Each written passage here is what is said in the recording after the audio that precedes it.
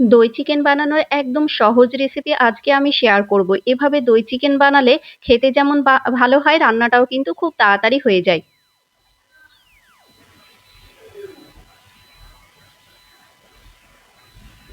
তো দই চিকেন বানানোর জন্য এখানে আমি প্রায় ৫০০ গ্রাম মতো মাংস নিয়ে নিয়েছি। মাংসটাকে খুব ভালো মতো ধুয়ে পানিটা কিন্তু ঝরিয়ে নিতে হবে। এবার মাংসের গায়ে ১ টেবিল চামচ দিয়ে দিলাম গোলমরিচ গুঁড়ো, ১/২ টেবিল চামচ করে আমি এখানে আদা রসুন বাটা রেখেছিলাম।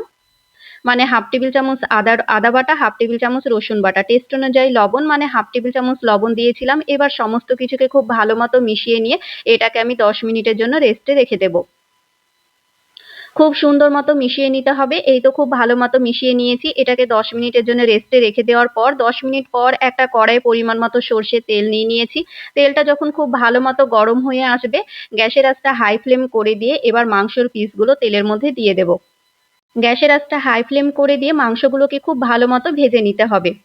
মিডিয়াম কিংবা লো ফ্লেমে ভাজবেন না, এরকম হাই ফ্লেম করে দিয়ে কিন্তু খুব ভালো মতো করে ভেজে নিতে হবে। এক সাইড যখন ভাজা হয়ে যাবে আরেক সাইড খুব ভালো মতো উল্টিয়ে দেব আর খুব সুন্দর মতো আর অল্প সময়ের মধ্যে কিন্তু মাংসগুলো ভাজাও হয়ে যায়।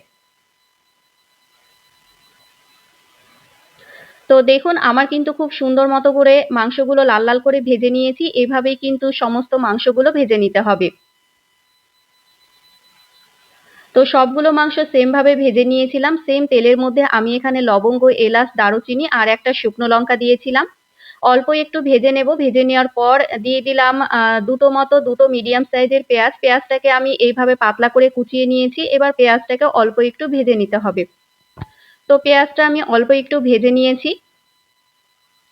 এর মধ্যে আমি ১/২ টেবিল চামচ দিয়ে দিলাম মৌরি। এবার আমি মৌরি দেওয়ার পর দিয়েছিলাম ১/২ টেবিল চামচ আদা বাটা আর দিয়ে দেব ১/২ টেবিল চামচ রসুন বাটা।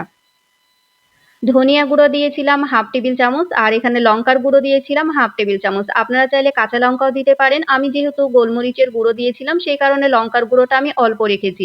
মসলাগুলোকে অল্প একটু কষিয়ে নিতে হবে। কষিয়ে নেওয়ার পর এখানে ২ থেকে ৩ টেবিল চামচ মতো আমি পানি ঝরানো টক দই দিয়ে দেব।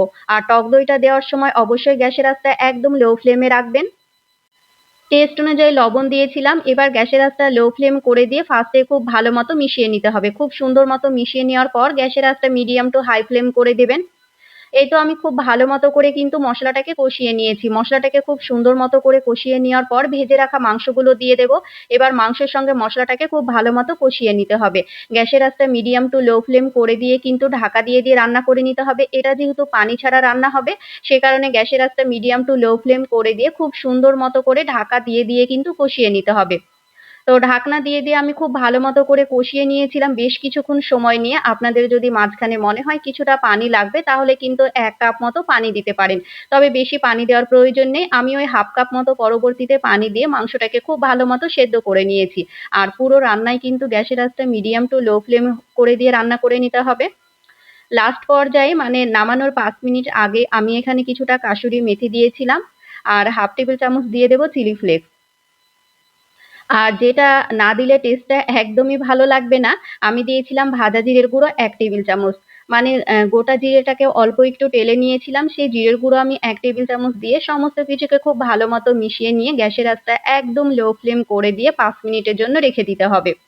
এর লাস্টে ৫ মিনিট অবশ্যই রাখবেন তাহলে কিন্তু টেস্টটা যেমন ভালো আসবে খেতেও ভালো লাগবে। তো গ্যাসের আঁচটা একদম লো ফ্লেম করে দিয়ে আমি ৫ মিনিটের জন্য ঢাকা দিয়ে রেখে দিয়েছিলাম। ৫ মিনিট পর এই তো একটা মানে পাত্রে আমি ঢেলে নিয়েছি। দেখুন কতটা ইয়াম্মি লাগছে না দেখতে? খেতে তো ভীষণ ভালো হয়েছিল। আপনারা সাদা পোলাও, ফ্রাইড রাইস কিংবা রুটি, পরোটা, ভাত সবকিছুরই সঙ্গে খেতে পারেন। খেতে খুবই ভালো হয়। তো রেসিপিটা কেমন লাগলো অবশ্যই কমেন্ট করে জানাবেন।